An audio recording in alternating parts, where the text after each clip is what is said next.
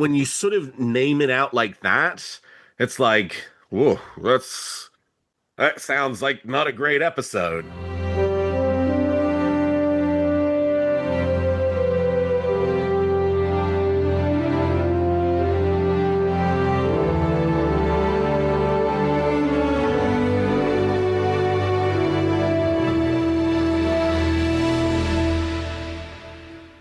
Welcome to Warp Factor 5, a Star Trek Rewatch podcast brought to you by TrekCore.com. I am your host, Alex Perry.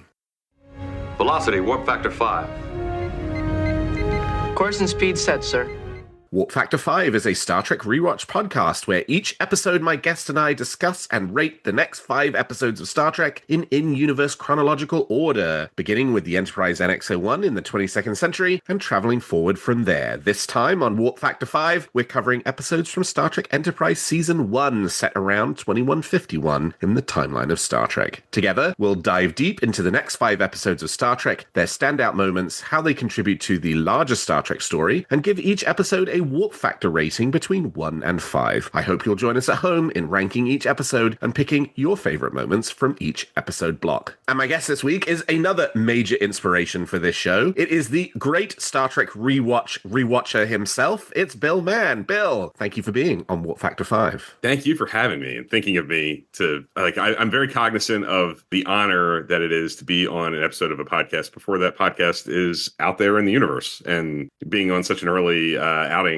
is just, like I said, a real honor, and I'm thrilled to be here and talking about a show that's really near and dear to my heart with Enterprise. Just really appreciate it and excited to dive in. I mean, how could I not? What are you on, right? The great Star Trek, what is this, 4, 5? 5. Number 5. Number 5. Yeah. And you're up to, where are you up to? I am right now just about as close to the halfway point as I could be with what's available now, at least. So in between, well, this morning I watched the first 3 episodes of Voyager Season 4. So I'm kind of alternating Voyager Season 4, DS9 Season 6, which is a real high point. And yeah, a lot of really good stuff and episodes that I remember watching when they came out. So there's a lot of nostalgia there. So real high point. And about halfway through Rewatch 5. So yeah, going well. If I keep up the release plan I have for this show, I'll catch up to you in about 2.5 years, by which point you'll probably be on Rewatch 6 or 7 by that time. Possibly. But you know what? One thing I really want to say at the outset is I think shows like this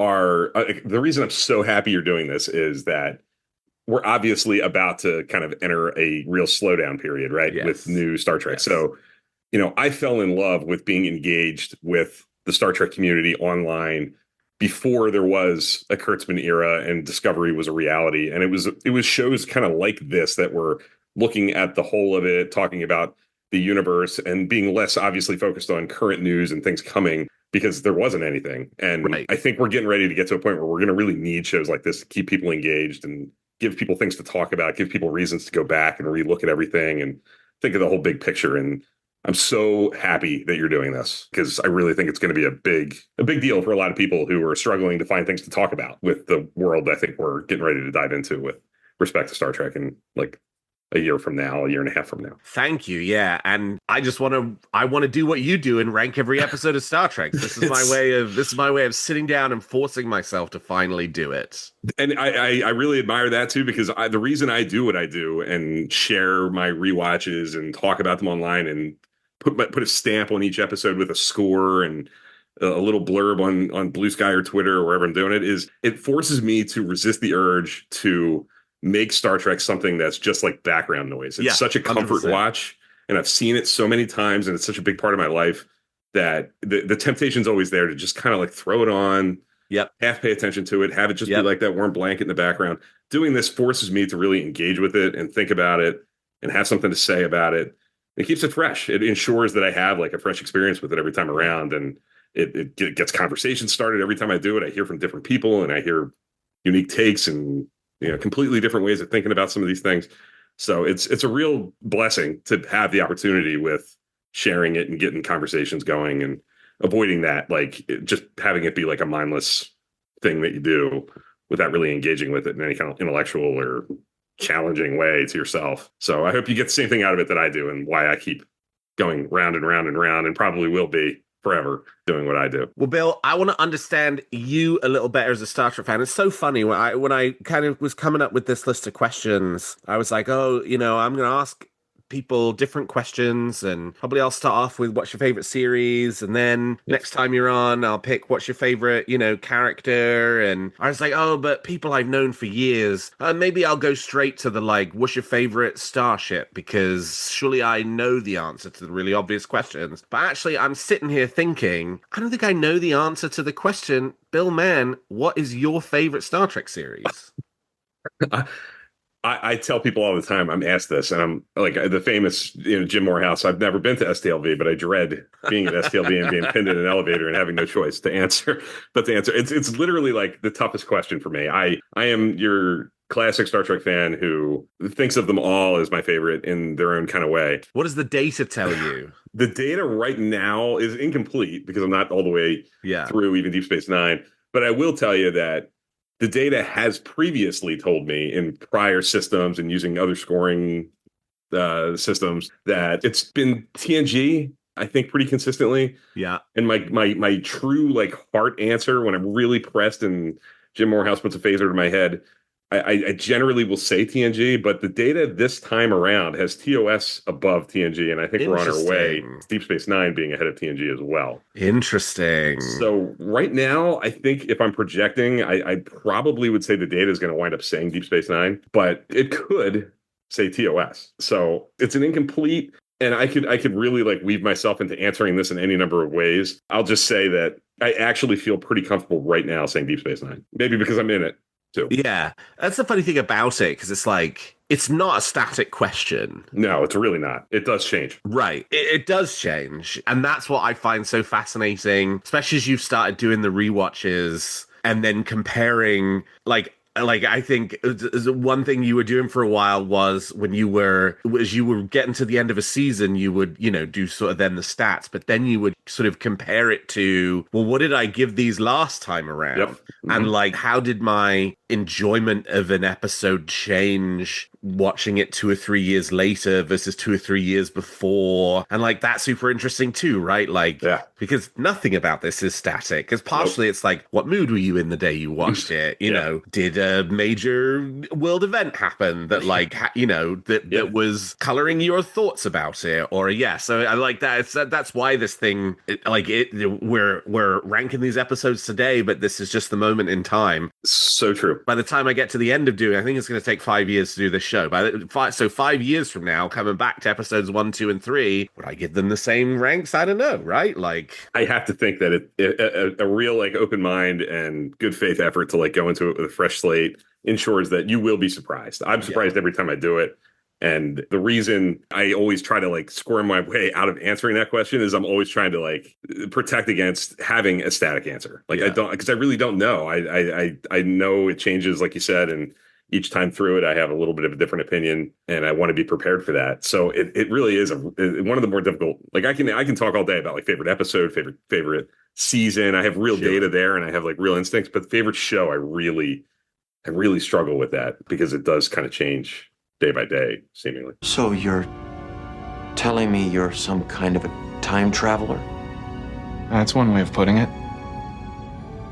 Maybe this will help clear things up.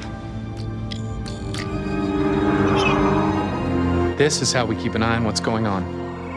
You might call it a temporal observatory.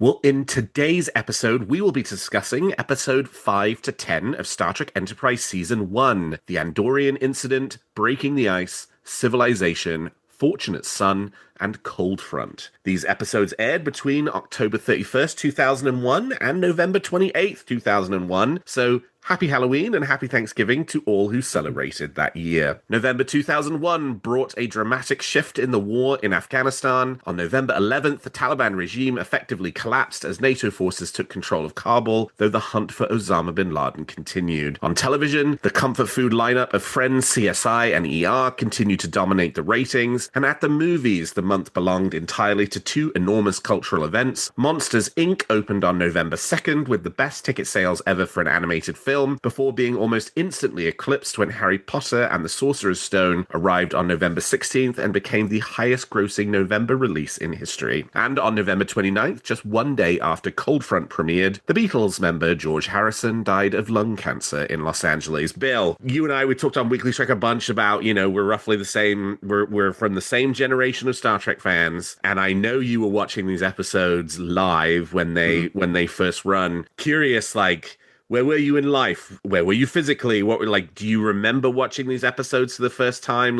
Take me back to Bill Mann in late 2001. I very much remember. So I was born in April of 1987. So that means that you got 4 months on me. So like you, I grew up with the Berman era of Star Trek happening perpetually around me. So that kind of informs how Enterprise was very much kind of taken for granted, because I didn't know a life without new Star Trek. I truly, my earliest conscious memories sometimes are like walking into a room and seeing Night Terrors being watched by my dad.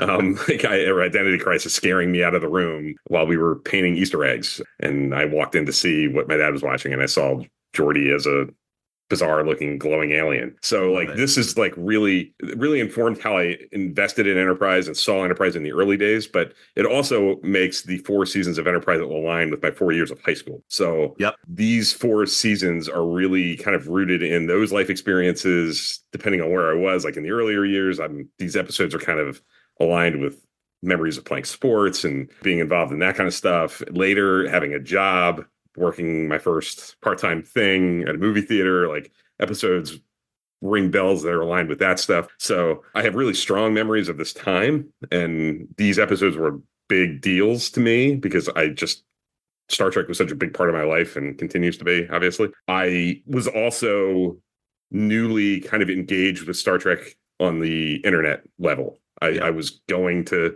Trek BBS. Trek BBS, baby!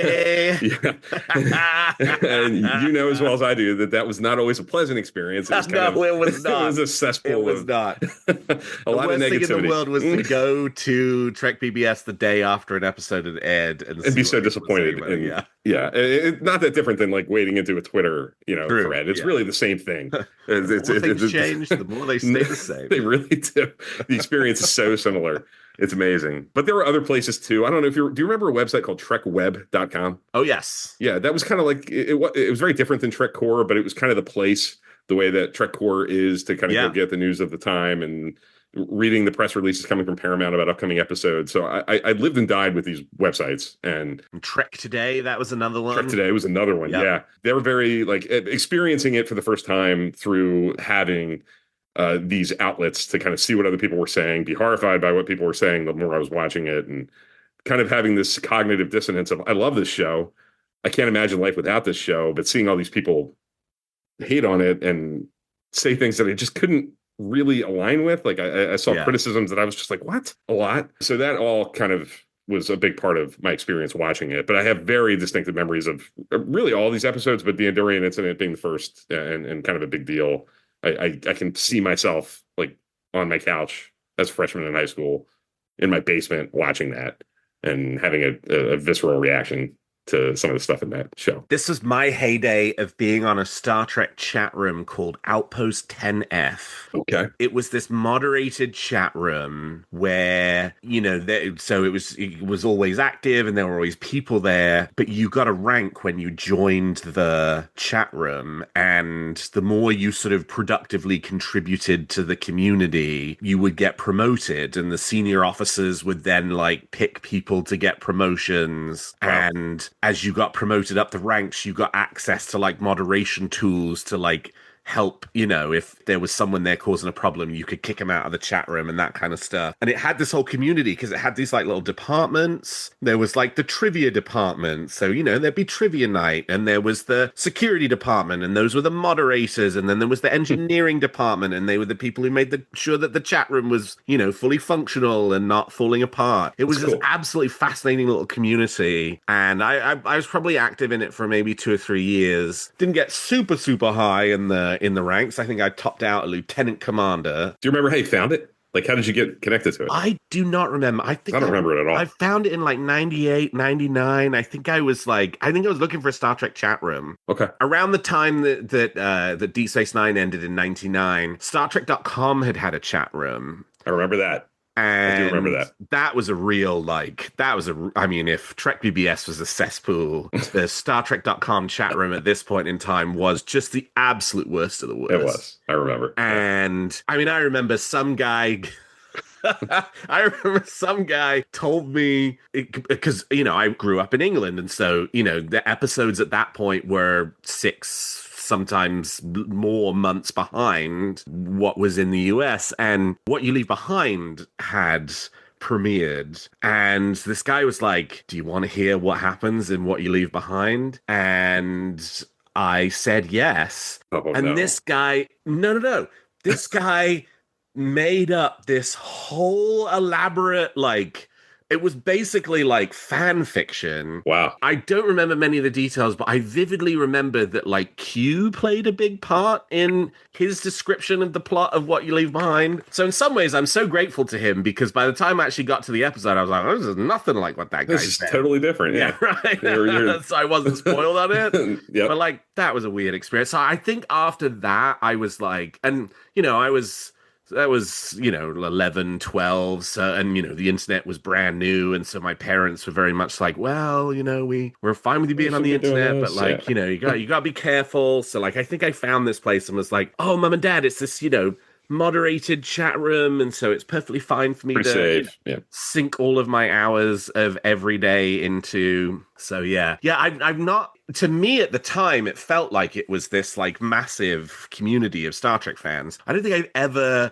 bumped up against anybody, though, who has this same memory of me. It was around for many, many years after I stopped using it. I don't know if it's still around today. Does Jim remember it? Do you know? Have you ever asked him? No, no, nobody I know, none of our friends remembers this place. I'm the only one who does. And I've never bumped up against someone who's like, oh yeah, I did Outpost 10F2. Anyway, so yeah, but like, but that's a really like core memory for me. And I think when these episodes aired, that was sort of right around the time I was at my height of being in that chat room.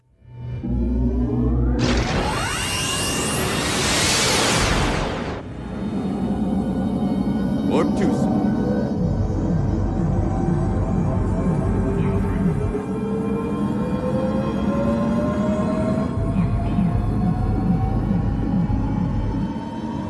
Warp 5.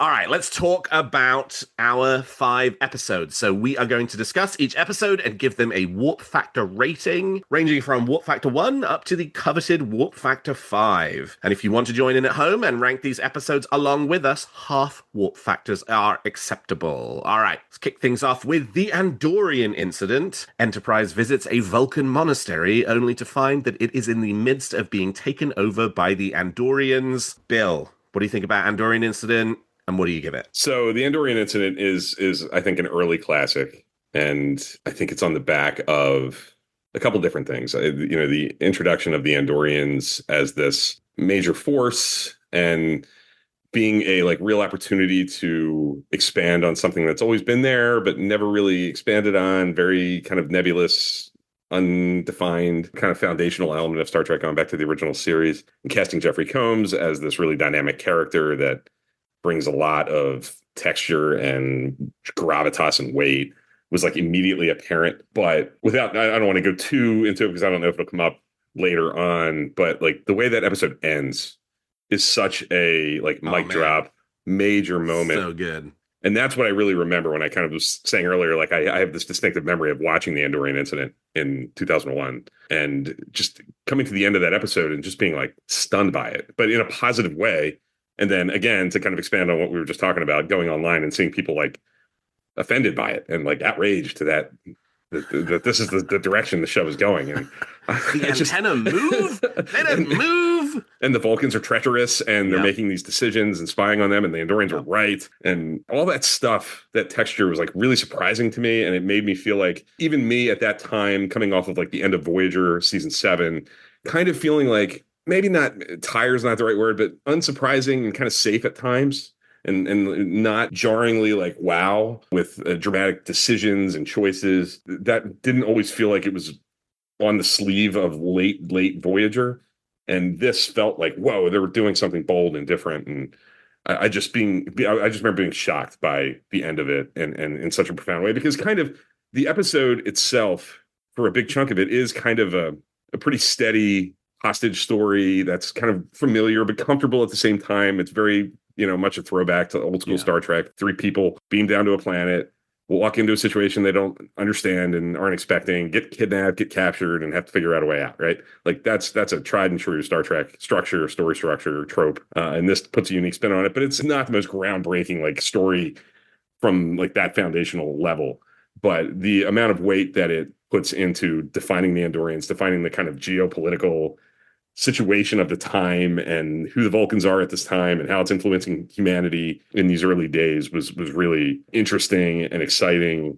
And it alluded to things that would come later. And it even felt like that at the time. Like, this feels like it's going to be a big deal in the show. So I'm going to go with a 4.5.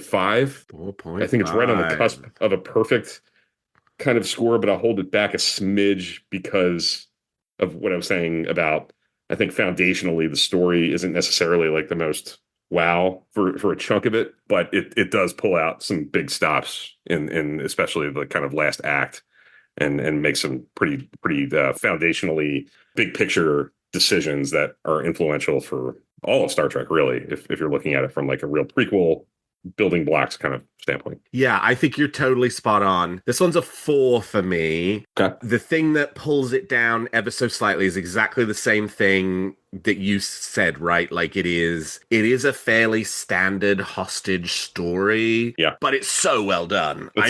And like Jeffrey Combs's performance as Shran is so good. It's for a guy who's already done a bunch of different characters in Star Trek. It's something, a sort of a new side of him you haven't seen before. Yeah. And, a lot of the sort of continuing threads of the humans and the Vulcans. But this time in the episode, the humans and the Vulcans are on the same side. And there's another antagonist, but don't trust those wily Vulcans, because by the end of the episode, right, like the sort of reveal, which is, it's so well done.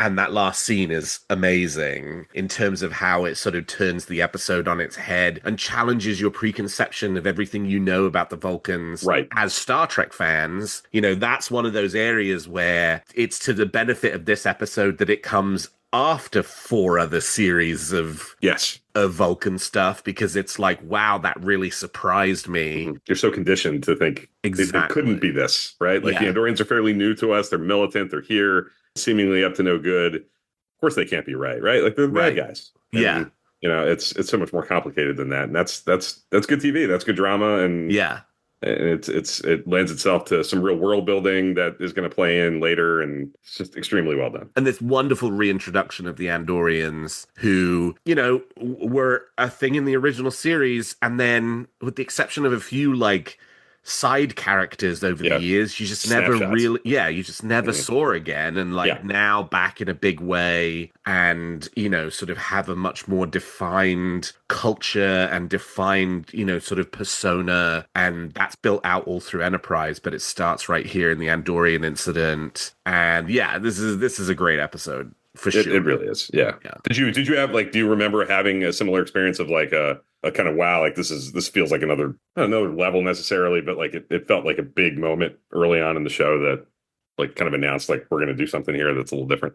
Yeah, and it was the first episode of the show since the pilot where I was like, cooking the gas here, right? Yeah. Like there's something to this Enterprise thing that like, Fight or Flight, Strange New World, Unexpected, Terra Nova. Especially because it came out of the gate really strong. Uh-huh. Fight or Flight was good, but then Strange New World, Unexpected, Terra Nova, it kind of falls back to your, below average Voyager season 7 episode. Right. A little more standard fare. Exactly. But then Andorian incident, and it pulls it right back up again. And it does it in a way where it's like, this isn't just another Voyager episode. Voyager's not doing the Andorian incident. Enterprise can only do the Andorian incident. And so that's why you're like, oh, now I'm really glad we're watching this new show and it's this new thing. And we can, sort of pull forward from there. And what you just said is like a really big component for me in whatever kind of scoring system I'm using in my rewatch kind of experience. It's like, is this episode distinctive to this show? Like, is there something in this episode's DNA that makes it specifically a Voyager episode or a Deep Space Nine episode or an Enterprise episode? And there are a lot of episodes that come and go that are middle of the road, pretty good, not so great, that you can't necessarily answer that question that way. But this is absolutely one that is so just rooted into specific Enterprise like premise principles that you can't just transplant it to another. It's like there are elements of it that feel very TOS for sure, but Yeah. the big world building stuff of it is so specific to like 21st century early exploration, unique elements of Enterprise. I just love that. Bonus points every time. Breaking the ice. With a Vulcan ship on their tail, Enterprise decides to investigate a comet. And this is a comfort episode for me, and for the score, I didn't use my metrics for this. This is the warp factor 5, 1 to 5 scoring system. I have my own 1 to 5 scoring system, but I'm kind of saving that like specifically prompt level questions for when I get to these in my rewatch. So I'm kind of going with like a guttural thing, and I still don't quite know which. I have 2 in my head that I could go with, and I'm wavering to this moment on it. But I've always really liked Breaking the Ice. Such quiet, unassuming, kind of low stakes until it's not. Like there's a little jarring, piece of drama towards the end. But I like episodes that kind of feel like a little bit of like day in the life. We're just kind of getting a sense of daily life on the ship. Nothing huge is happening. So I give it a lot of credit for that. There are scenes in it that we might talk about a little bit that I think really weigh heavily for me as well. I think it's a really important episode for Trip. Trip's pretty heavily featured in some of those early episodes that you would have talked about last time here on the show. He's heavily featured in Strange New World. He's heavily featured in Unexpected. He's part of the action in the Andorian incident. But I think Breaking the Ice is the first episode that really leans into like, this is an everyman kind of person. Yep. And takes the best possibilities of that, like kind of just everyday guy reacting to these things. He stumbles into this information, doesn't quite know what to do with it. Has a couple really good scenes with T'Pol, with Archer, as he's kind of figuring out, what do I do about this, that I really admire and like. And I think Connor Trinneer is really great in those moments. Come in. Well, we decrypted the message. And? It's not exactly what we expected. It's a letter. What did it say? It's personal. What do you mean? Very personal. Oh. You could order me to tell you, sir, but you wouldn't be happy if I did. Why the hell was it encrypted? That's what I want to know. Maybe Vulcans encrypt all their personal letters. All they had to do was send it through regular channels, mark it personal, and we left it alone. But no, they had to encrypt it. Forced me to start snooping. I feel like I got caught with my hand in the cookie jar. Let it go, Trip. I mean, come on, it was an honest mistake. I can't let it go. I gotta tell her. How's that gonna help? That's the right thing to do. At least I'll be able to look her in the eye without feeling guilty. You're a good man. The comet stuff's pretty cool. I think another one, it leans heavily into like Enterprise specific stuff as well. It has like, it wears the early space exploration stuff on its sleeve in a way that's appealing to me, with the kind of wow, wide-eyed, this is the biggest comet we've ever seen, and we're going to go try to land on it and see what we can pull from it and learn. I admire that because it feels rooted in the premise of the show. I'm going to go with a 3.0.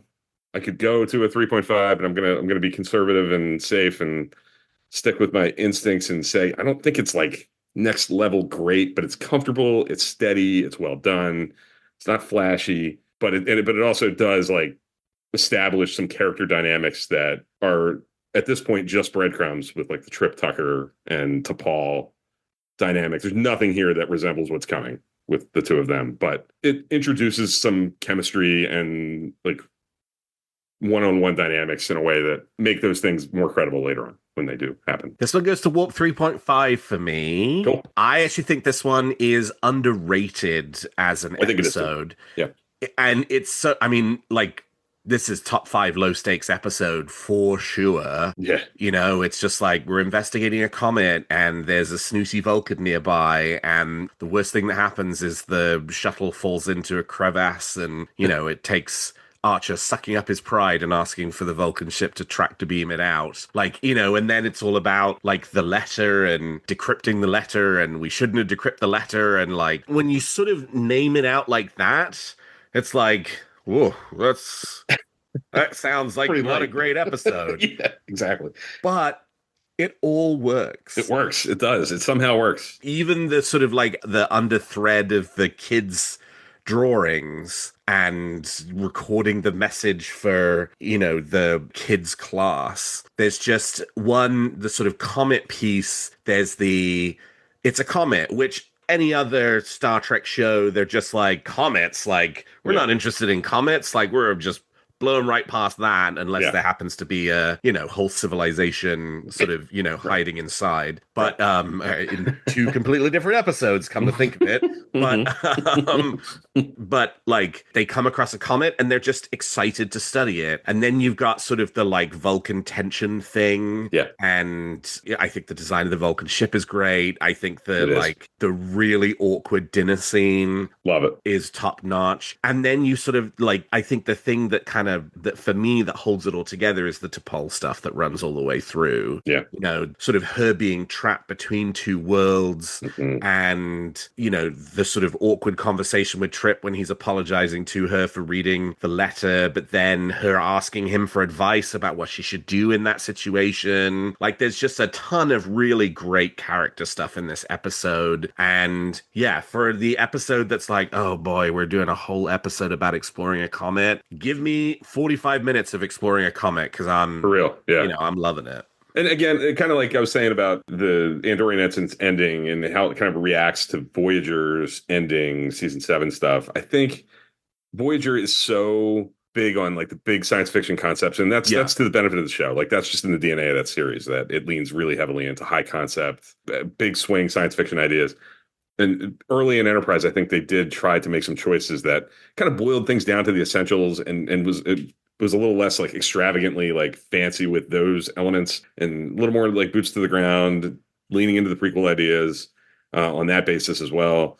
And I remember being attracted to that even at the time, like feeling like this is like refreshingly low key in that kind of sense. And I like that. Like, this is an episode that I don't think Voyager would have done, particularly like in the Braga era, like show running part of the show. Maybe I'm wrong. I mean, they did do like 11:59. They certainly were capable of like low stakes character, quiet dramas, but this felt fresh and different and specific to Enterprise on that basis, and felt like an answer to the broad stroke kind of identity of Voyager, which was good. Like, I think that the swing into some different territory is what you got to do to keep the thing fresh and avoid some of the pitfalls of like, here we go again, which I think comes later on in Enterprise. I think they fall into those traps at times.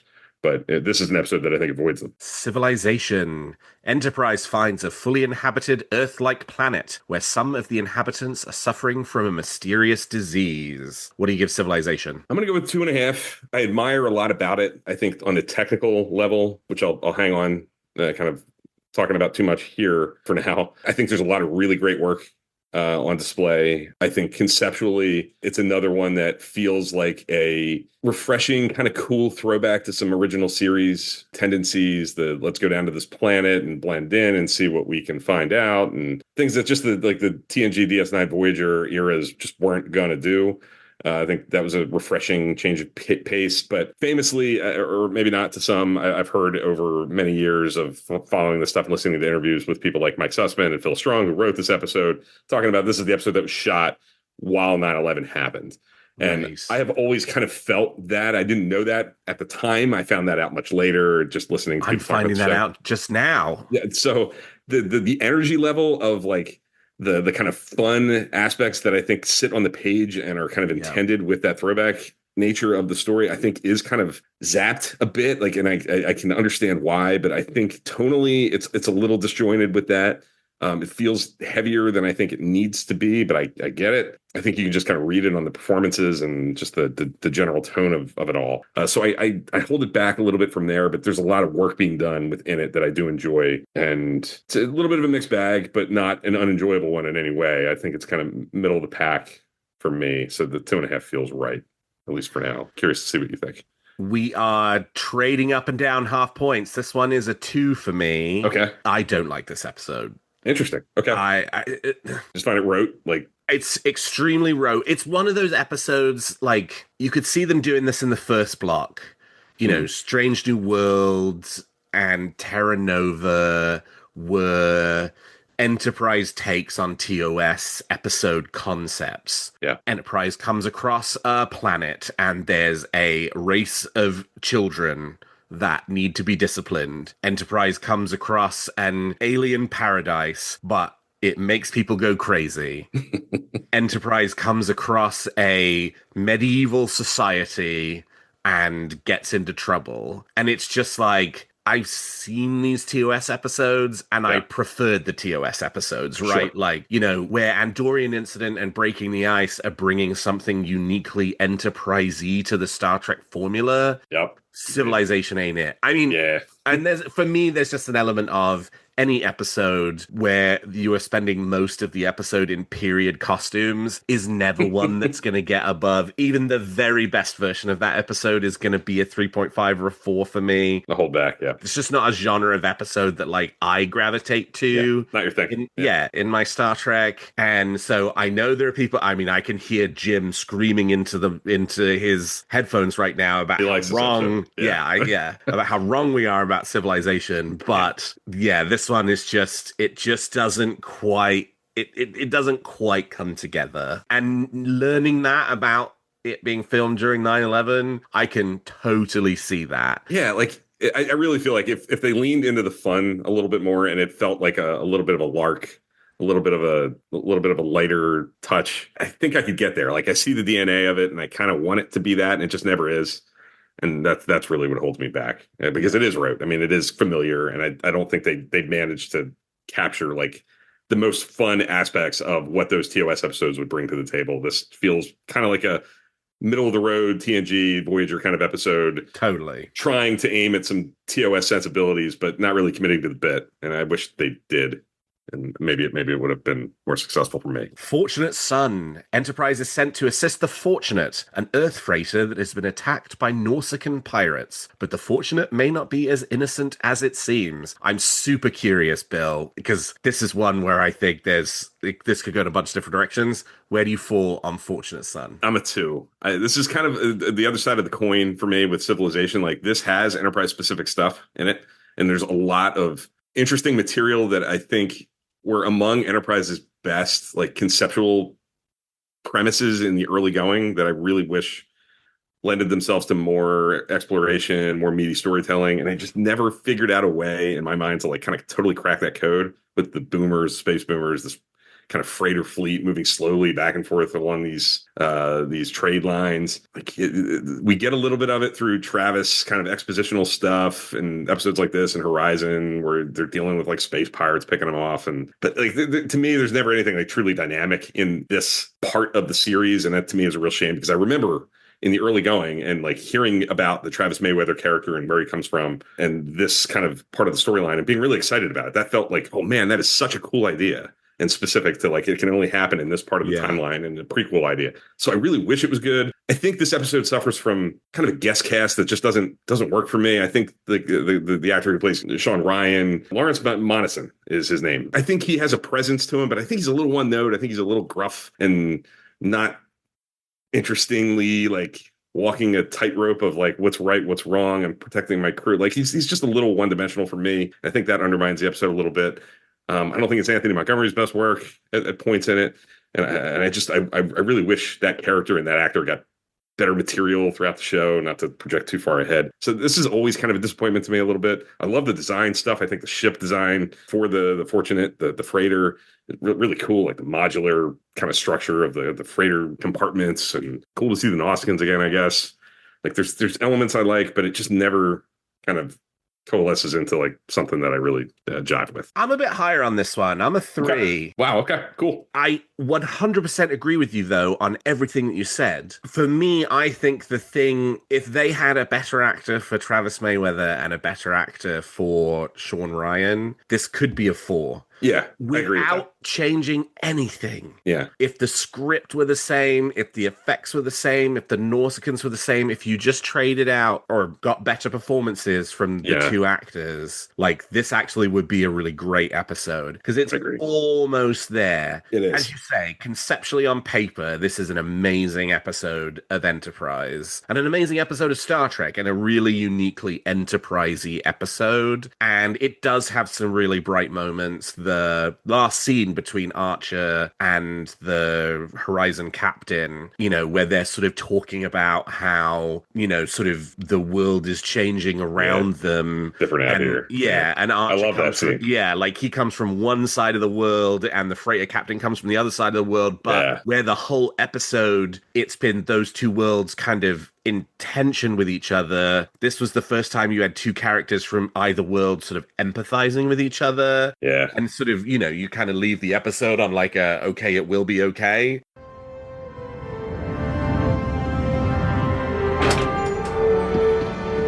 Need a hand? Just a little stiff. Thank you, doctor, for me. I've got some Drilaxian whiskey stashed away. If you'd like to join me. I'm on duty. Too bad. If you've never had it, you're missing one of the galaxy's real pleasures. I'm reducing Mr. Ryan's rank to able crewman. He gets to spend the rest of the trip purging hydraulic pumps. If you think he's going to be a problem, we could take him back to Earth. No. We take care of our own. Besides, that would leave me a man short. Understood. I made him my first officer because I trusted him with my ship. It's going to take him quite a while to earn that back. His intentions were good. But someone should teach him to accept help when it's offered. The ones that grew up out here feel they have some special claim, that this particular stretch of space is theirs. They see another ship within 10 light years. They get jumpy. They're going to be seeing a lot more ships than they're used to. Ships get faster. It's progress, I suppose. My family's been on the Fortunate for 3 generations.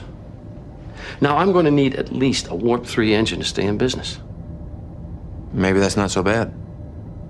At Warp 3 helps a lot closer than before. You won't have to go it alone. Going it alone's all we've ever done. For some of us, that's the reason we're out here.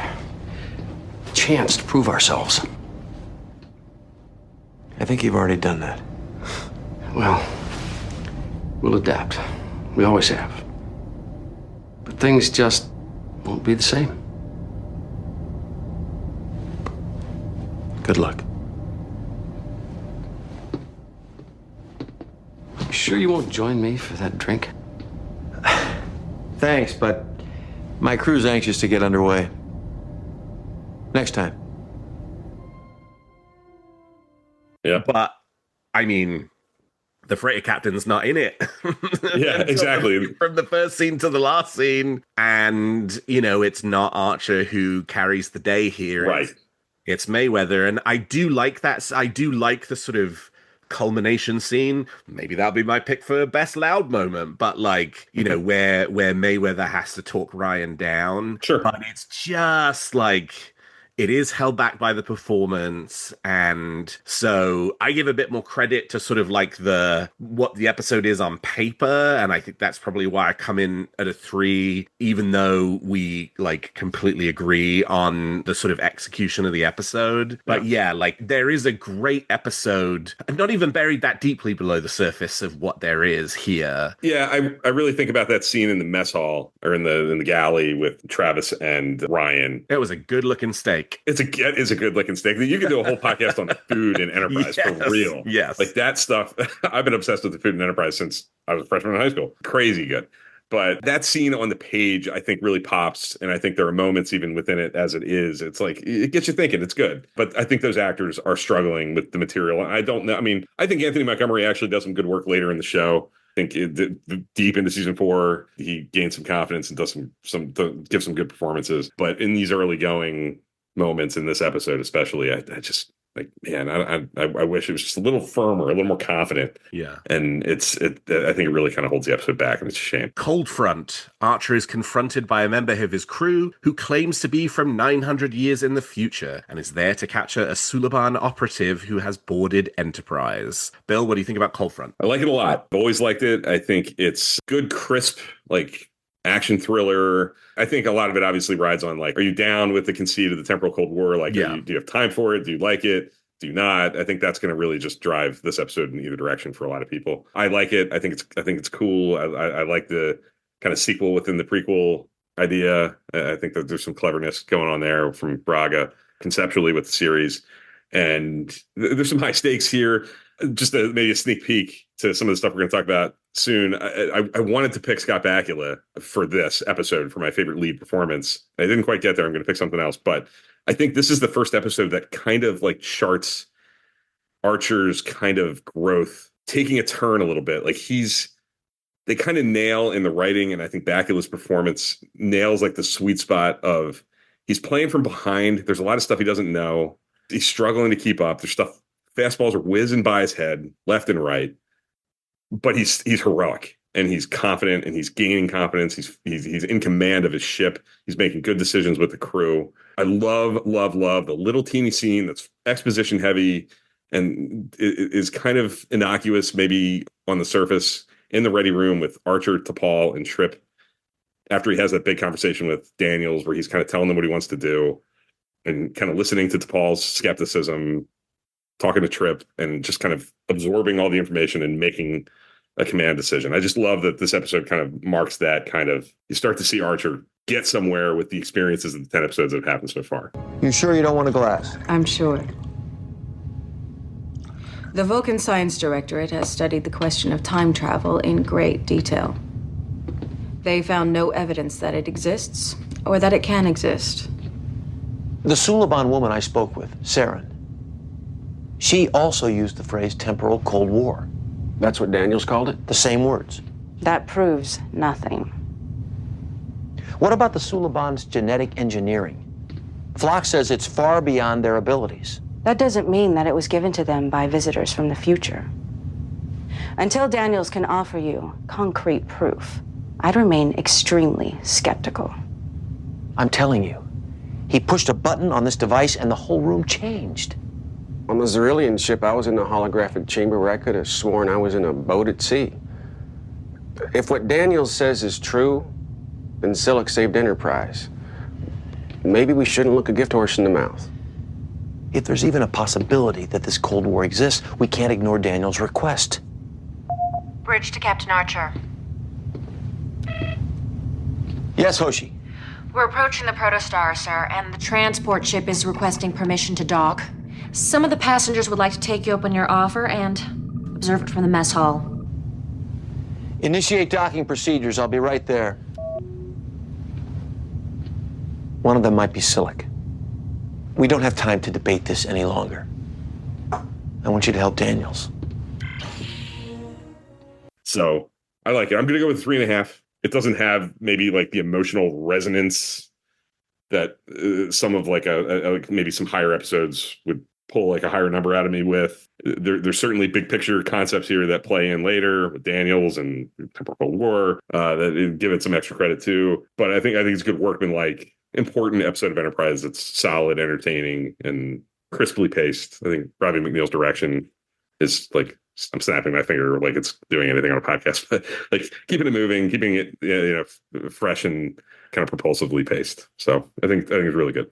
3.5. Yeah, 4.0 for me. Nice. I really like this. It's like, I'm totally on board with the Temporal Cold War. I've always been fascinated by it as a concept, and the fact that, we're now only 10 episodes in and they're basically just sort of telling you what the Temporal Cold War is. It's like, oh, thank God, right? Like, this is not sort of the mystery box thing. It's like, no, just here it is, and you're a part of this, and this is what's going on. I mean, there's sort of, there's still sort of mysteries to it, like the kind of future enemy is not identified and obviously never is, but that doesn't doesn't really matter to the story and it doesn't matter to what's happening. And yeah, it does have that great action thriller element to it, but it also has funny moments. I mean, all the fun stuff with the plume of Agasauria, and the captain of the passenger ship. Love him. Always loved him. Yeah, Captain Fraddock.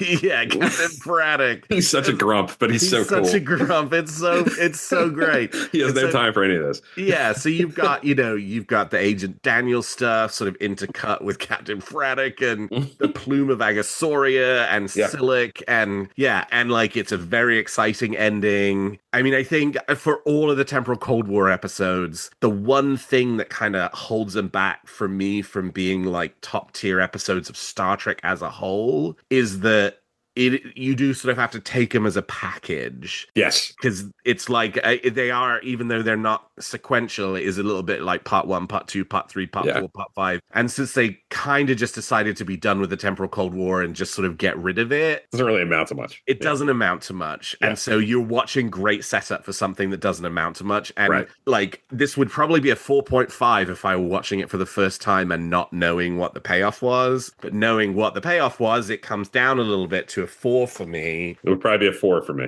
Like same thing. So yeah, but I mean, hey, we're at the the 10 episode mark, and this is another strong one for sure. Yeah, absolutely. The trial never ended, Captain. We never reached a verdict, but now we have.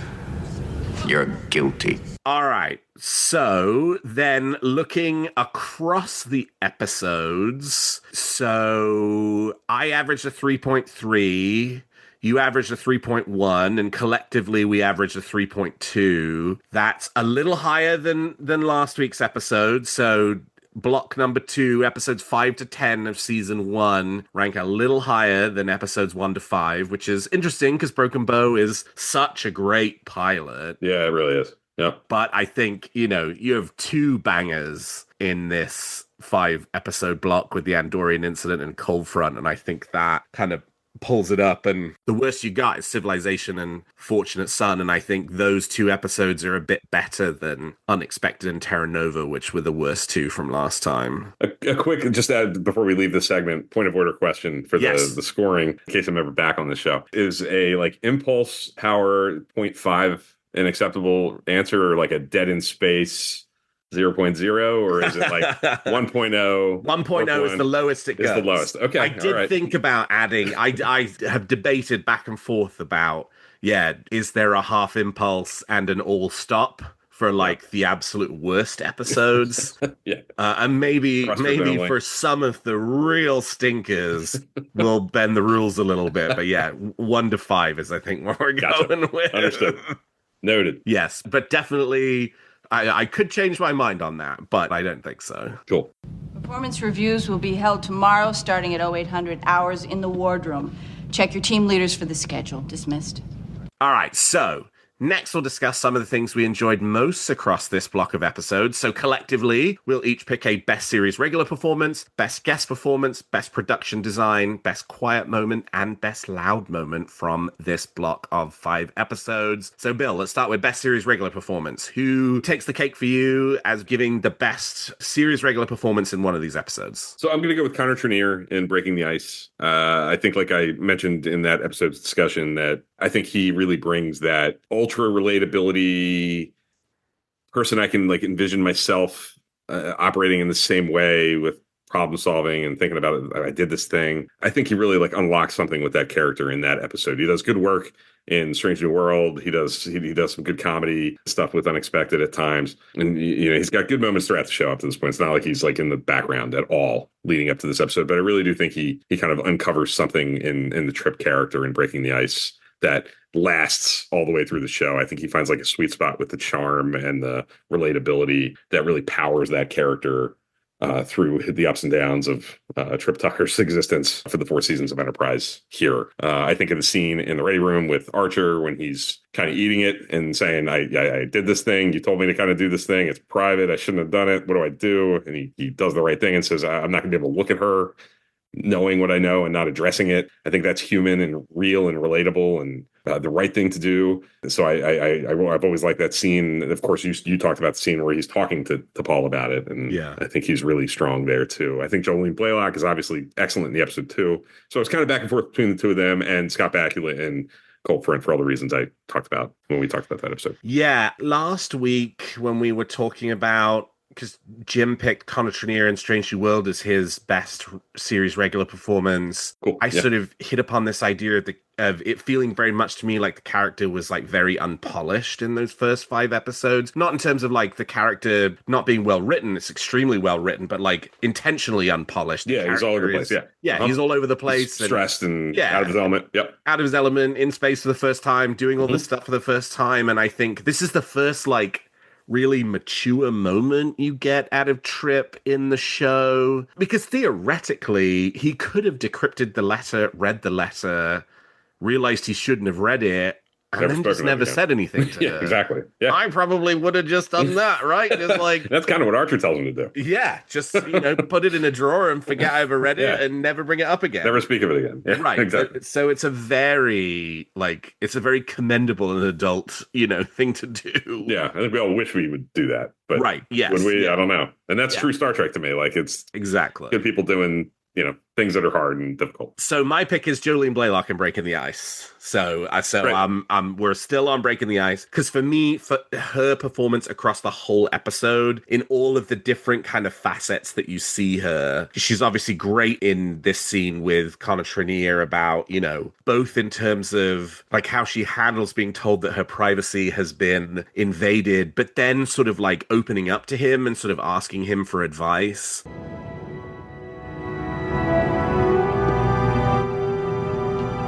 Got a minute? In private? Excuse us, Kermit.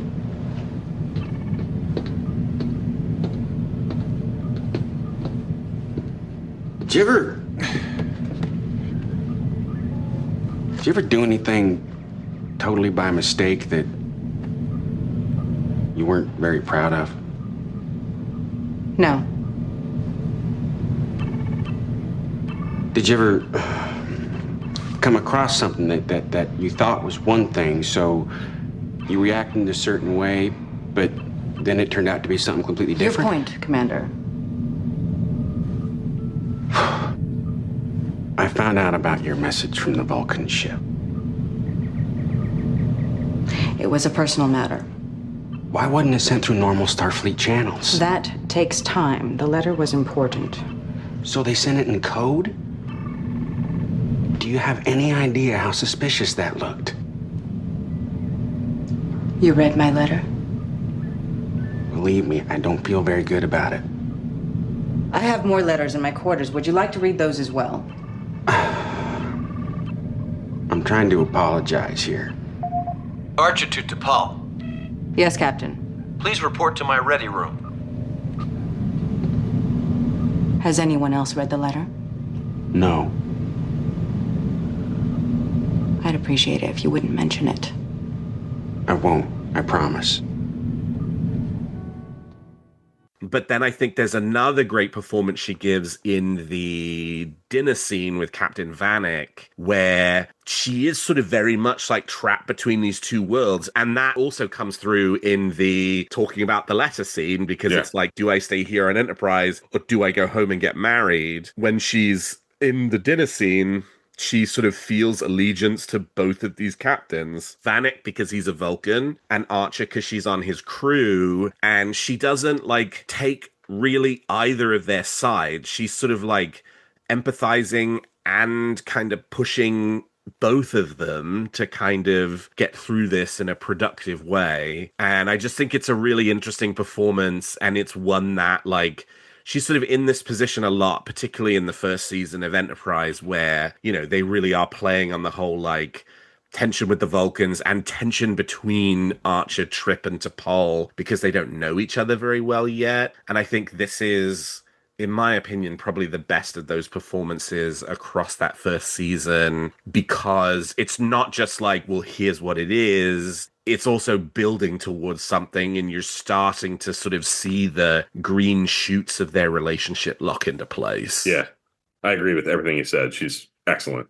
She's always excellent, but I think in this episode, kind of similar to what I was saying about Connor Trinneer's trip, I think this is a big building block moment for T'Pol, and really starting to pull the curtain back on what's going to be like the defining characteristic of that character, which is this stuck between two worlds. And the way, like, to me, Enterprise is really like boiled down to the Archer and T'Pol and Trip kind of dynamic, kind of reflecting the Earth Vulcan experience, like the starting from this place and getting to that place, and the characters do the same thing that the worlds do, really. And Scott Bakula in Cold Front was also the runner-up for me for this one as well. Yeah, it's great. All right, best guest performance. So this is like almost a it feels like a cheat, but I don't know what I mean. I could do something else. How could you not? Exactly. And it's obviously Jeffrey Combs to me. There's other good work here, and I'm going to pick one thing specifically for secondary systems in a second. But like, I'm watching Deep Space Nine right now and seeing Jeffrey Combs as Brunt and Wei Yun. It really kind of almost, I think, gets taken for granted, like how different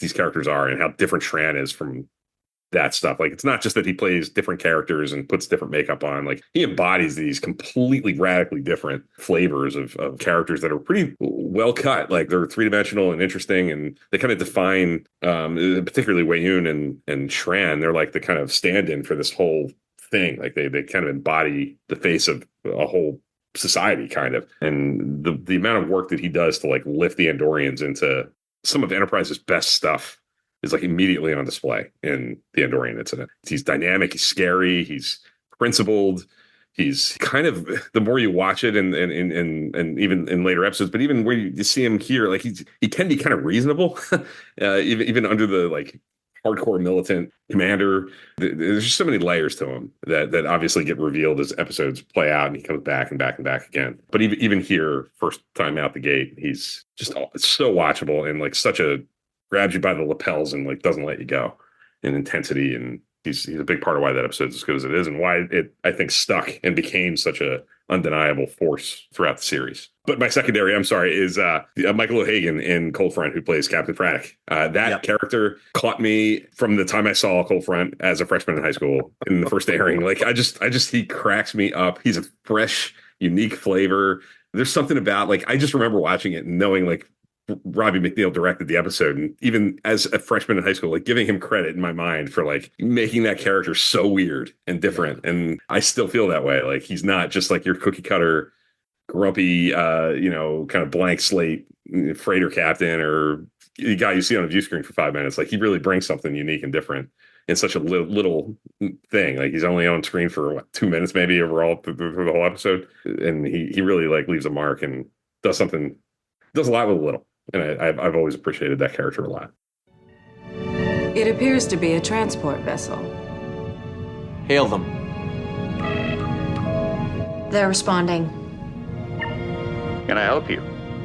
My name is Archer. I'm captain of the starship Enterprise. We're from Earth. We thought we'd introduce ourselves. Pleased to meet you. What do you want? Nothing. We're new to this region, and we're eager to make contact with other species. Oh. If you don't mind my asking, what brings you here? A job. I'm escorting a group of spiritually minded men on a pilgrimage to the great plume of Agasauria. The what? Every 11 years, one of the protostars gives out a neutron blast. These gentlemen believe it's a sacred event. If you ask me, I think it's just another ball of hydrogen. When is this great plume due to erupt? Tomorrow. Mind if we join you? It's your time to waste. I'd like to extend an invitation to you and your passengers to visit Enterprise. I'll ask them if they're interested. I prefer to stay with my ship. Understood. Mr. Braddock. Captain Braddock.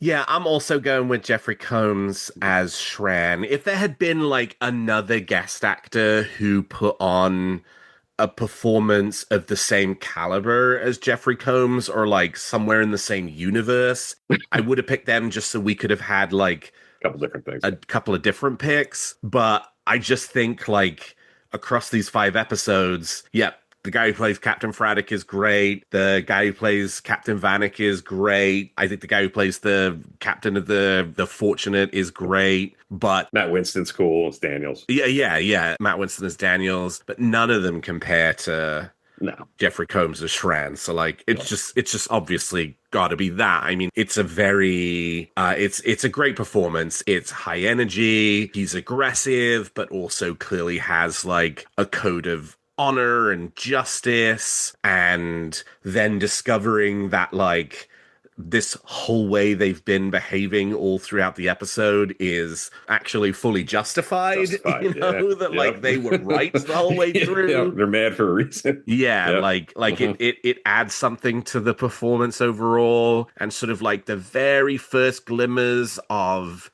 respect between Shran and Archer that obviously then deepens as the show goes on. Yeah, I mean, it's, hey, there's a reason why they brought him back so many times. And, they say they were planning to make him a series regular in season 5 because, I mean... It's just undeniable. Yeah, he's just so magnetic in every one of these performances as Shran. Yeah, couldn't agree more. Where's the sensor array? From what I'm told, there isn't one. Where is it? I don't know. You humans obviously have emotions. I find it curious that you'd select a Vulcan as your science officer. Believe me, she wasn't my first choice. Why a Vulcan?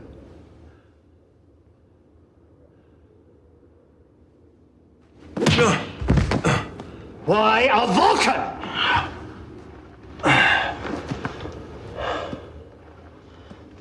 She was assigned to us by the Vulcan High Command. You take orders from the High Command? No. For the last time, we just came to see the temple. That's my ship. Enterprise. They're trying to contact...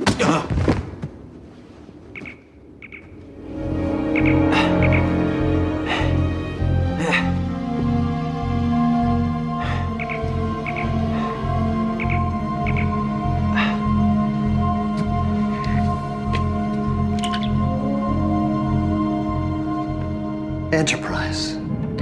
Yes? I'm looking for Captain Archer. He's a prisoner of the Andorian Imperial Guard. We know you're in collaboration with the Vulcans. Let me talk to the captain. Your ship is under constant surveillance. Arm your weapons or make any attempt to approach the surface, and I'll kill the hostages.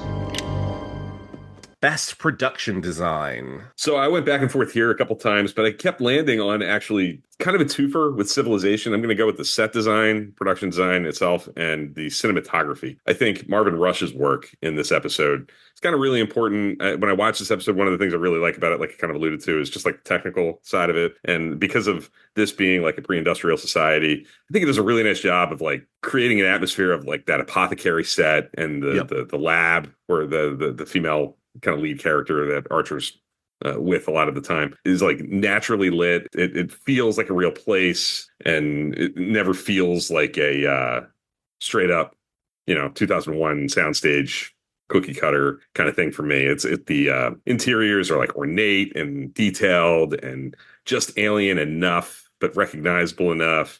I really appreciate the work that's done there to give that episode that flavor of distinctive quality. I know you said that episodes like that and episodes that really lean into that, like kind of costume drama down on a planet, aren't your cup of tea. They're not always mine either, but sometimes they do lend themselves to allowing people like costume designer, the production designer, Marvin Rush, to do some little extra different kinds of things, and I think they really delivered for this episode. I think the design elements, the stuff on the page are kind of there to allow this episode to potentially be really successful, and the other things, the not even a discredit to the actors, but the vibe, the direction, the kind of energy level that was extracted from it kind of let it down. But the technical stuff, I think, delivers. Yeah, I mean, for being a middle-aged, like alien civilization, it still does feel alien. Even from the moment when they are up on the ship and they, like use the view screen to zoom in on the continent and it zooms in on the like,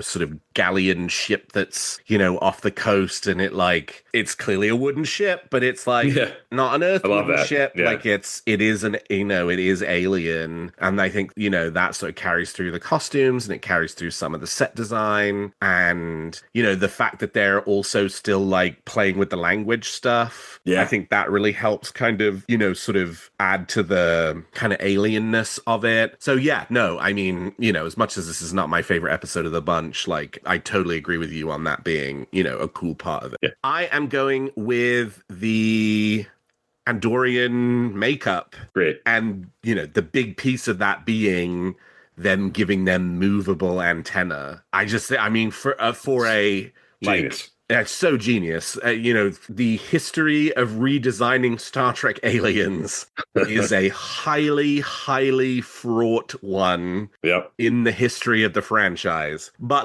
this is a grand slam. Yeah. I mean, it is... They are extremely recognizable as Andorians, but 100% taking advantage of the technology and how far, makeup artistry had gone since the original series to do something really special. And that decision to make the antenna move makes the Andorians so alien and so interesting, and just makes the characters so unique in a way that you haven't really seen in Star Trek before. Plenty of other aliens that have bits stuck on their heads, but none that really sort of contribute to the expressiveness of the character.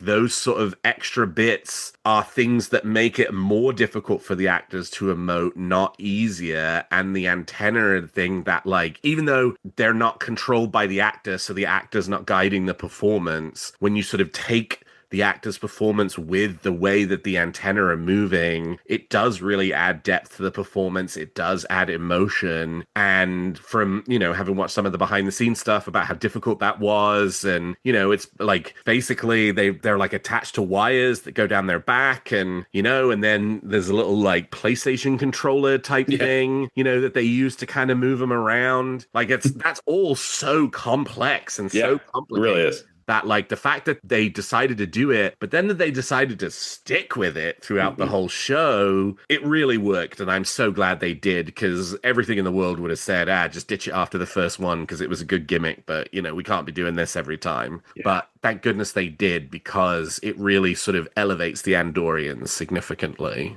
It really does. It really takes them to a different level. And it's one of the things in that episode that just give it such a breath of fresh air, and it elevates the whole thing. Our whole kind of conversation about the Andorian incident is kind of was surrounding the slight holdback is the more conventional elements of the story. But things like this really do allow for that to exist and be what the kind of baseline story of the episode is. But these other elements of it, whether it's the big picture impact of it, or Jeffrey Combs' performance, or the twist, or just something as simple as the makeup and the fact that the antenna are dynamic and they move with the actor's performance, it adds so much added value to the whole of the episode.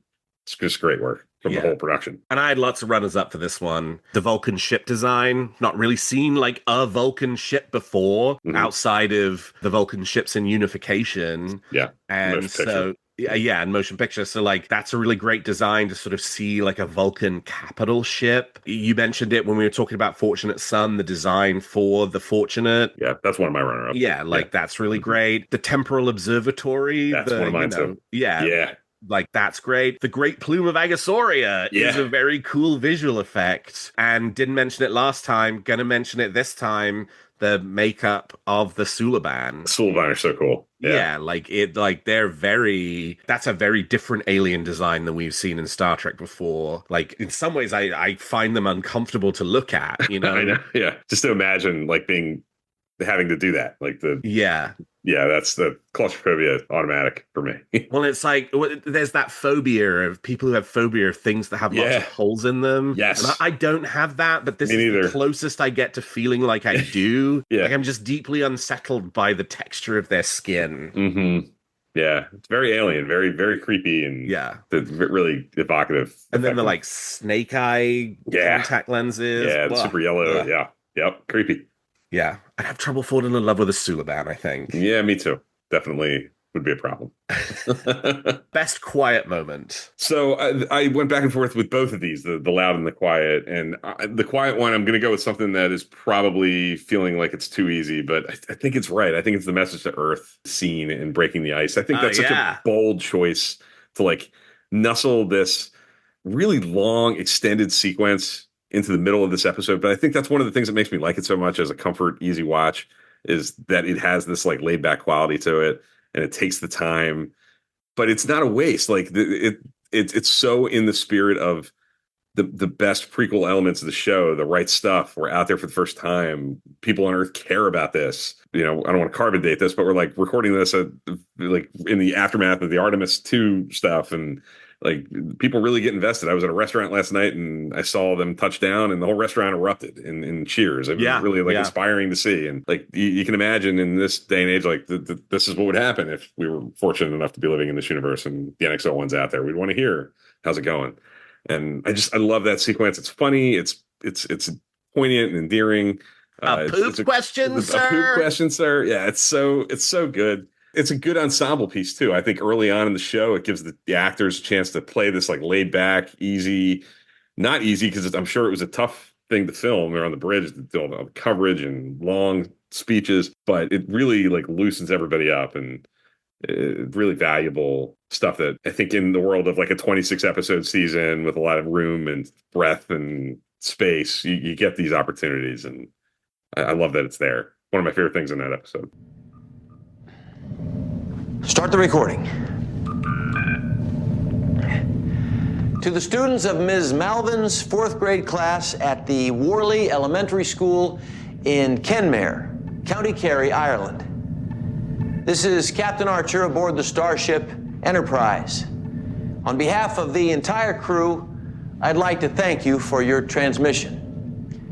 We all got a real kick out of your drawings and letters.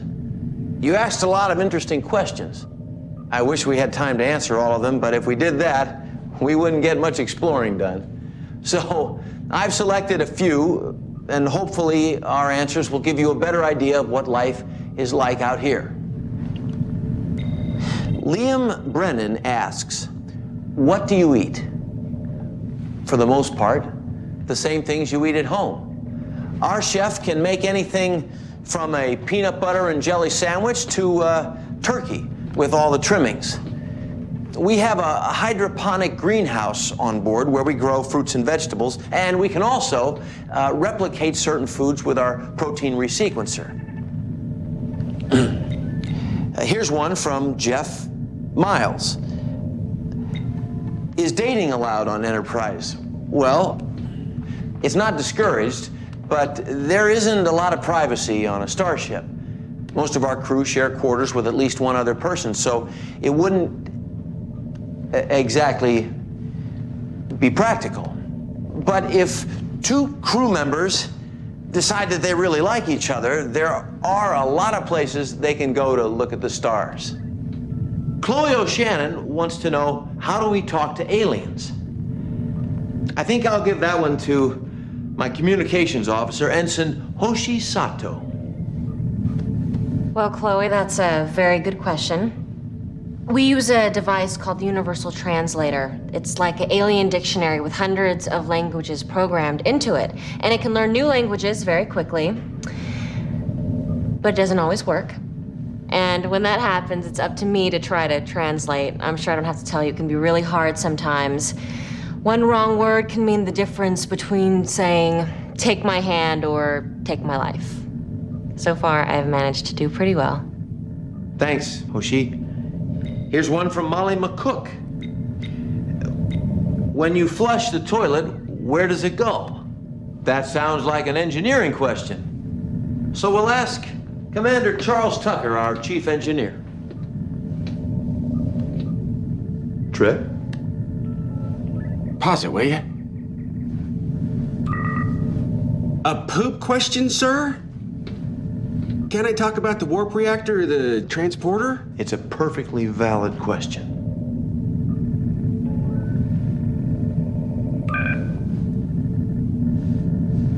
First thing you've got to understand is we recycle pretty much everything on a starship. That includes waste. The first thing that happens to the waste is it gets processed through a machine called a biomatter resequencer. Then it gets broken down into... Hold on. They're gonna think I'm the sanitation engineer. You're doing fine. So the waste is broken down into little molecules. Then they get transformed into any number of things we can use on the ship. Cargo containers, insulation, boots, you name it. Yeah, it's such a great little scene, like, you know, just a real, like, slice of life moment and connecting Enterprise's mission to the hopes and dreams of Earth, you know, that, like, these people are celebrities back home because they're doing the Warp 5, like, thing, and Enterprise is the fastest ship in Starfleet, and it's the sounds like, you know, sort of the first ship that's sort of really tasked with serious exploration beyond Earth's local space. Yep. And yeah, that like kids in a class in Ireland would be interested in like learning about them and learning about space is really wonderful. And yeah, like it does very much have that, like, this is right after, you know, Artemis 2 flashed down, and it does feel very resonant with how things have been over the last 10 days, where, you know, people have been really engaged and really wanting to hear from the astronauts up on the ship, and, you know, watching the live streams of them doing things and talking about how things are. Yeah, exactly. Yeah. So yeah, no, that is a great pick for sure. I will eventually pick something that is not from the Andorian incident, but this will not be that time, because for me, the best quiet moment across these 5 episodes, we talked a little bit about it already, is that last moment of the episode where where it's been discovered that the Vulcans actually are hiding a spy station at the monastery, and Archer makes the decision without a speech, without like really much of anything at all, to just sort of hand over the tricorder to Shran and let the Andorians leave. Like, it's such a big moment in terms of the betrayal that Archer feels, because he went into this assuming the Vulcans were, you know, like the oppressed and the Andorians were the oppressors, and then discovers that actually, like, he's been lied to,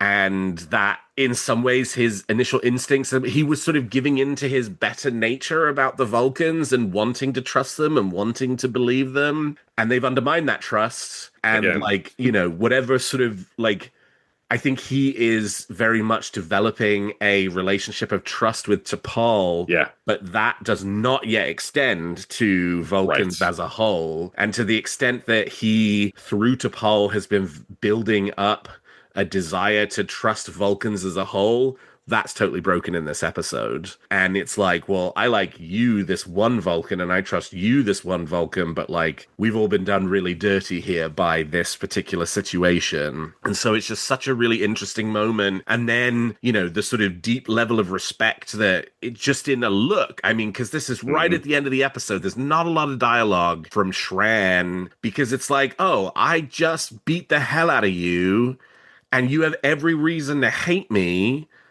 but you're going to do the right thing and give me the data because, like, you were betrayed just as much as I were. Like, it's such a great moment. And it really, like, this episode would still have been great if this was not how it ended, but the fact that it's just so subversive, and then that the sort of subversion isn't just for the sake of subversion, that when you watch the whole story, you know, it has this sort of great payoff by the time you hit the Vulcan trilogy in season 4. Oh yeah, yeah. It's just like, yeah, it's such a powerful, you know, kind of moment for the episode and for the show as a whole.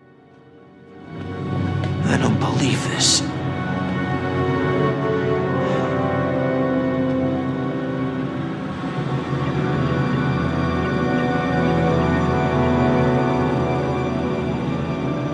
Does that thing have imaging sensors? Yes. Take all the pictures you can. Place your weapons on the ground. I will kill him if necessary.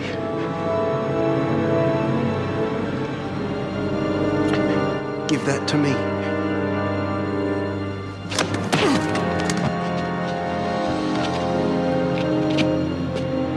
Violence in a sanctuary, Captain. Very disrespectful. Boy, did it feel good. All this time, they've been calling these monks liars, and all this time they've been right. They've got enough equipment down there to see what any Andorian is having for breakfast. I've completed my scans. Give it to him. Sir. Give it to him.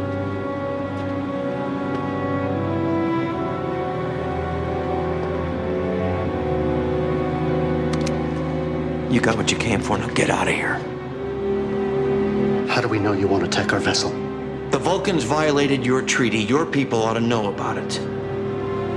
You have a problem with that? Your communicator.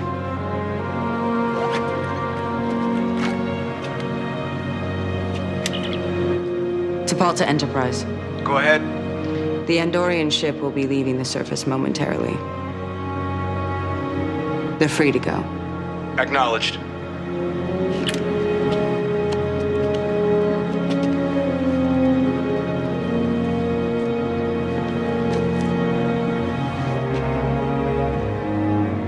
We're in your debt.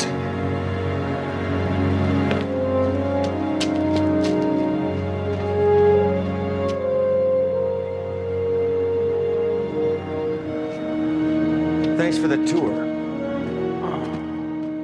You can make a case that choice that Archer makes is like kind of the first nail in the, like, maybe the Federation can be a thing. Like, if Archer doesn't do that, like, Shran doesn't owe him anything. Right. And like the whole Andorian relationship with Archer and Earth and Earth's place in that whole dynamic, their ability to be kind of the mediating force, the middle ground in their conflict, is probably undermined and doesn't exist. So, like, you can make a case that that's like the first thing Archer does that, like, kind of lays a groundwork for this thing to happen. And it also, like, what you were saying about, like, T'Pol has kind of earned his trust a bit, even by this early point. I love the fact that this choice, this dramatic choice to make it this twist and have it be the Vulcans were kind of being deceptive, is it really serves to put Archer in a pressure cooker. Like, he has these preconceived notions about what the Vulcans have been doing and the challenges and the prejudice, and all this is like in his head, but he's also got this relationship building with T'Pol where he is trusting and he's learning that it's more complicated than it seems. And now he gets this slap in the face that kind of illustrates, like, maybe he was right about some of the things. And to me, that just builds the character of Archer even more interestingly, that he's having to navigate this kind of hellish, complicated situation with what's going to become like the geopolitical environment that he's wading into. And it's so good, and it's such an important piece of Star Trek as a whole, but certainly for Enterprise, it's a kind of essential piece of the series. It's so good. Part of me wants to go back and raise my score up from 4 to 4.5, but I'm not going to do it. Stay true to myself. I made my choice. I said what it was. Yeah. So, but yeah, this is, great episode. Great scene. All right, best loud moment. I actually tried to talk myself into picking what you just picked, which is a quiet moment, and I didn't pick it because it's like, what you just picked is like a quiet moment following a big loud action sequence. Yes. But it's so loud in like impact. So I was like, can I talk myself into like, this is the loud moment? But I did not do it. And I'm glad. I mean, loud means whatever you want it to right. mean. And I figured that. We didn't talk about that, but I kind of assumed that loud could be, a moving target. But I actually went with I love the cascading warp core scare in Cold Front. I love the practical effect of it. I love what the heck just happened here. I love the mystery of the reveal that comes from that and how much that kind of powers that episode. When I thought about these 5 episodes and I thought about like loud in the most upfront way, like action sequence. Yep. Big thing. There's stuff in the Andorian incident, but I didn't want to go there. Like I wouldn't pick the shootout in the crypt. Yep. In the Andorian incident. It's good, it's fine, but it's not like it doesn't like speak to me that way. It's kind of a traditional Star Trek action sequence, right? So there's things like that. I do like the shuttle pod rescue in Breaking the Ice and the way that it pushes Archer into having to ask for help and thematically resonant. Like I get like that too, but it doesn't quite hit that for me. It's smaller. It's not as big of a deal. But I think the way that sequence in Cold Front like kickstarts the action, sets the stakes, puts us in this position of like, what the F is even going on? Silik saved us. Like, what does this all mean? Like, how does this all play out? I love the fact that episode puts Archer in that like backseat of very having to be reactive. He doesn't have all the information. He doesn't feel like he's playing from the head at all. And it's kind of this is the thing that kind of starts it all. And I think it's well done on a practical level, and it sets that episode into motion. So I'm going to go with that. Report. We're losing main power. Trip. What's happening? That last bolt struck the warp manifold. We've got an antimatter cascade surge. If it reaches the warp reactor, we're gonna...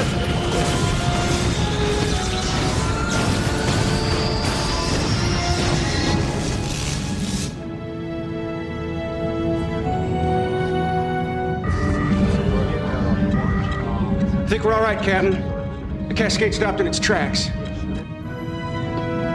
Good work, Trip. It wasn't me, sir.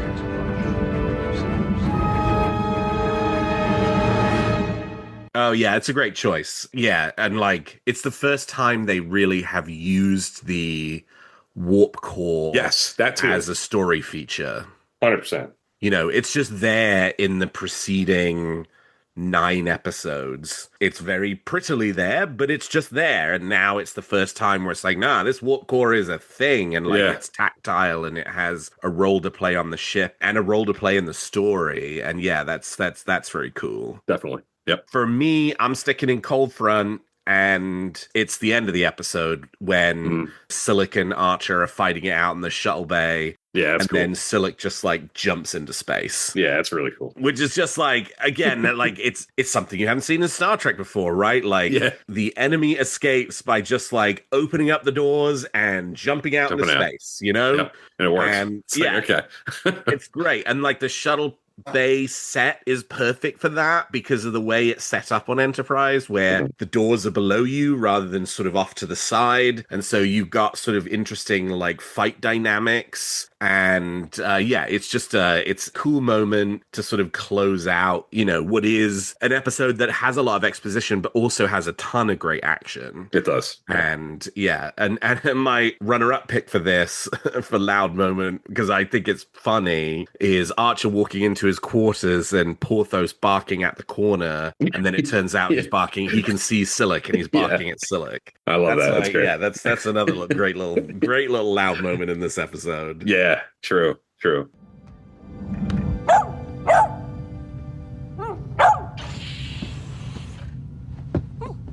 I know. Your breakfast is 2 hours late. Don't give me that look. If it's any consolation, I miss my breakfast too. What's the problem? You're not getting any cheese.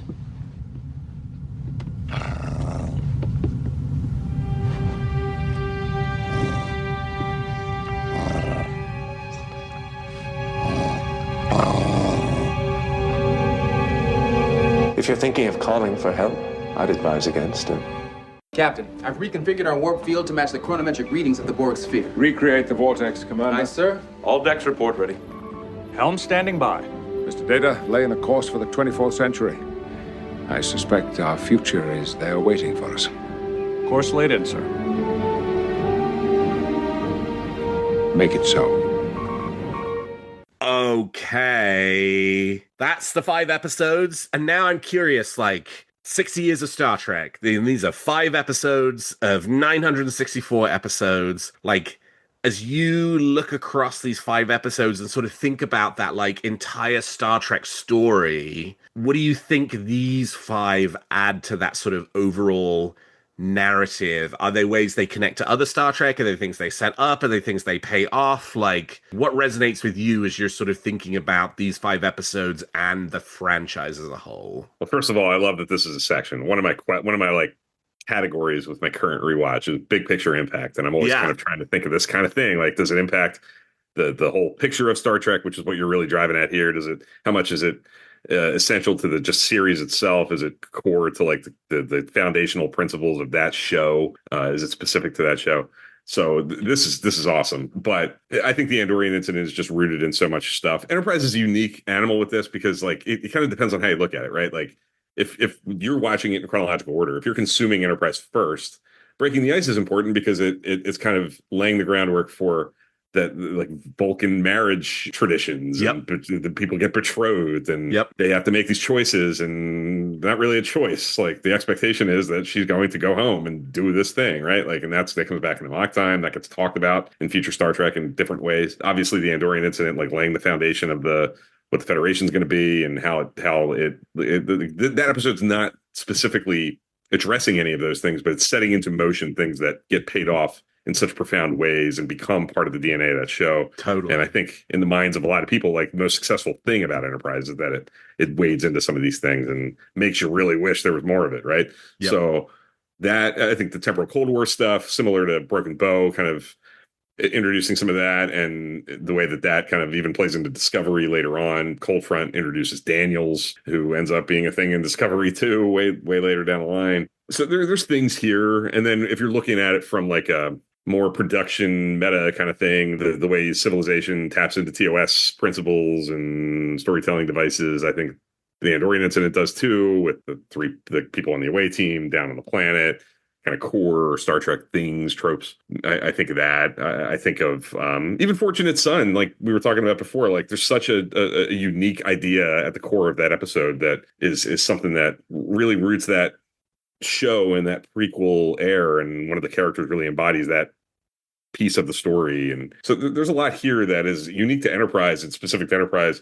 But I think the Andorian incident, a little bit of Breaking the Ice, Cold Front, feel important to the big picture, if that's what you're looking for. Like episodes that feel like you can't pluck them out if you're looking to like curate some kind of a watch list to hit the key points, right? So that's where my head goes, at least. What about you? Yeah, I think it's really interesting in these 5 episodes. You have humans, obviously. You have Vulcans. You get the Andorians introduced again. And you get the Tellarites mentioned. They're not seen, but I think in Civilization they get mentioned by the like other aliens on the planet as sort of, being out there. Yeah, and they've dealt with them. Yeah, so you've sort of got the like big 4 that have a presence across these 5 episodes. So I think that's very cool. For me, my head also went to, and you mentioned it a little bit, but like in Fortunate Son, again, that like last scene between the Fortunate Captain and Archer, where they're having this very specific conversation about like the pace of change and, what constitutes the frontier. Yeah. And you don't get that exact conversation again in Star Trek, but you do have versions of it as like the frontier gets pushed further and further and further and further and further throughout the franchise. This idea of, like pace of change and the way the world changes. I mean, that's one of those really interesting things about Star Trek, where it's like narratively that happens because Star Trek goes from the 22nd century all the way through to the 32nd century, and like over 1,000 years of history, you see a lot change in terms of who people are and how they behave and what the technology is. But also you can take that out into the production world where it's like 60 years of history, where it's like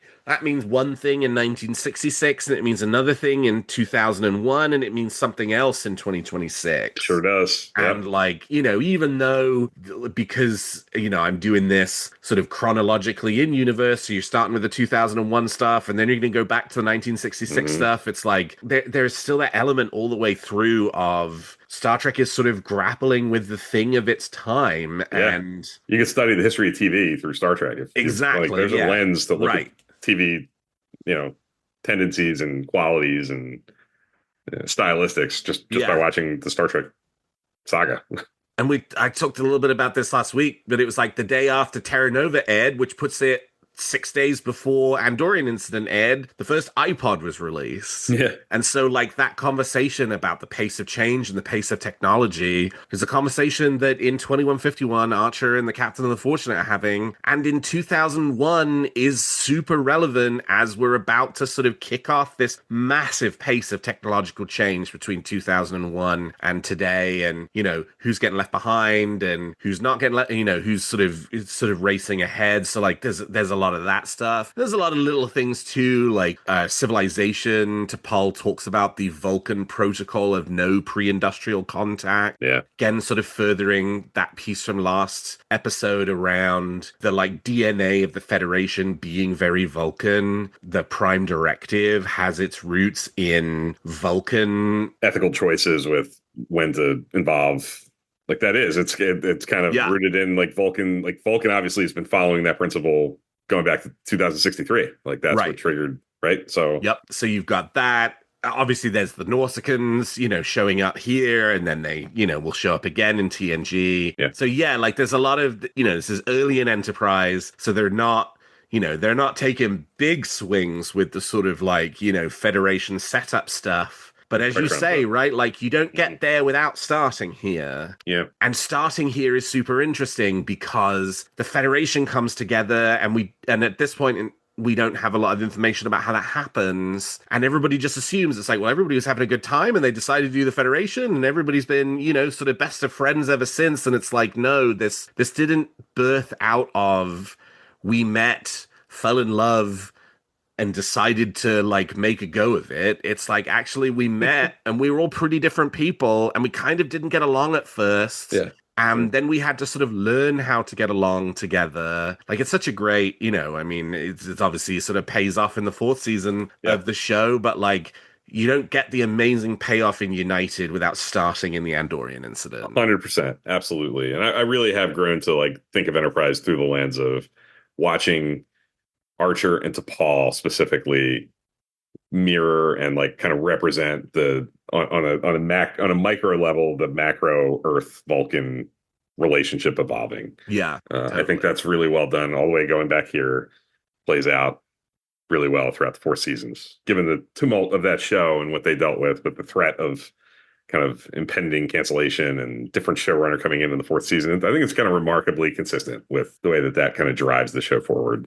And is the sort of steady through line all the way through it. Well, that's all the time we have for this episode of Warp Factor 5. You've heard our ratings for these 5 episodes, but I want to hear from you. What ratings do you give the Andorian Incident through Cold Front? Let me know via Blue Sky and Threads, where you can reach me at Alex T. Perry, or X, where I am at Alexander T. Perry, or you can email the show at warpfactor5@trekcore.com. Make sure you also tell me your favorite series regular performance, guest performance, production design, quiet moment, and loud moment, and we'll be covering all the feedback we get at the end of each season. Bill, thank you so much for joining me on Warp Factor 5. How can people contact you if they want to continue the conversation? They can find me on Blue Sky pretty much exclusively these days at TrekFan4387, rewatching Star Trek, as we've talked about. I do several episodes a week, usually scoring them from kind of 0 to 5, I guess, for me, and going in air date order. I'm, as I mentioned before, kind of just now getting into the season 4 of Voyager, season 6 of Deep Space Nine. So jump along and share your own thoughts, kind of as another outlet to talk about historical Star Trek alongside this podcast, which I'm so excited is going to exist. I cannot stress enough that I think this show and shows like this are going to be so important moving forward as we go into an era of probably less new Star Trek. We have to continue to look back and rewatch and re-examine our thoughts about the whole thing. And I'm so happy that, Alex, you're doing this. show. I can't wait to follow along. Thank God we have almost 1,000 episodes of Star Trek to enjoy. We have 260 some more than we did the last time we looked at a quiet period. And Exactly. 6 more shows. So we're in a good place, and there's a lot to think about and a lot to do. And the only silver lining to a potential pause is that we kind of get to take a beat and think about all this stuff, answer the question that you just asked about the 60 years of Trek as we go through all this stuff. It's really fun, and it's good connective tissue that hopefully will bring people together and talk about Star Trek, which is my favorite thing to do. And if you enjoyed this show, please consider leaving us a 5-star review on your podcast player of choice. And for all your Star Trek news needs, including our extensive media archives of all things Star Trek, I hope you will keep your senses locked to trekcore.com. Well, thank you, Bill. Thank you to all of my listeners. And until next time, take us to Warp Factor 5. Mr. Reed, assign new quarters to Daniel's roommate and seal off cabin E14. It's off limits till further notice. Aye, sir. God knows what else is in there.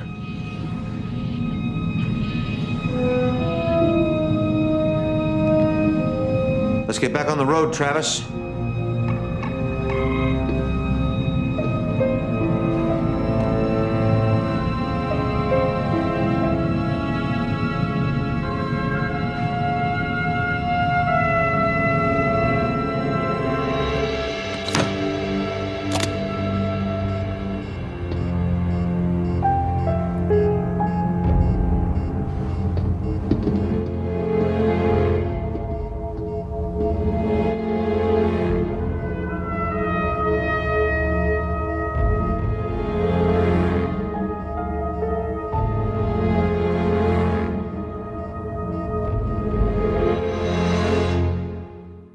Warp Factor 5 is a production of trekcore.com and owned by Trapezoid Media, LLC.